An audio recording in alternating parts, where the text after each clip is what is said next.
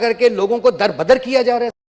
ترکی کا کوئی shop keeper ہے اور اس نے اعلان کر دیا کہ آؤ میں نے اس دکان سے ساری عمر بہت کمایا ہے، جو جو پڑا ہے یہاں سوئی بھی نہ چھوڑو، سب کچھ لے جاؤ۔ اور بڑے افسوس سے مجھے کہنا پڑتا ہے جناب چیئرمین، آج 9 دن ہو گئے ہیں اور 10 دنوں میں 2 مرتبہ پیٹرول کی مصنوعی قلت پیدا کی۔ آج بھی پاکستان کے مختلف شہروں میں پیٹرول جو ہے وہ عدم دستیابی ہے، دے نہیں رہے اور مصنوعی قلت پیدا کی اور جھوٹ بول رہے ہیں۔ میں سمجھتا ہوں کہ یہ جو پیٹرول مافیا ہے اس نے حکومت کی ریٹ کو چیلنج کیا ہے، اور مجھے افسوس سے یہ کہنا پڑتا ہے کہ اس معاملے میں مجھے حکومت بے بس نظر آ رہی ہے۔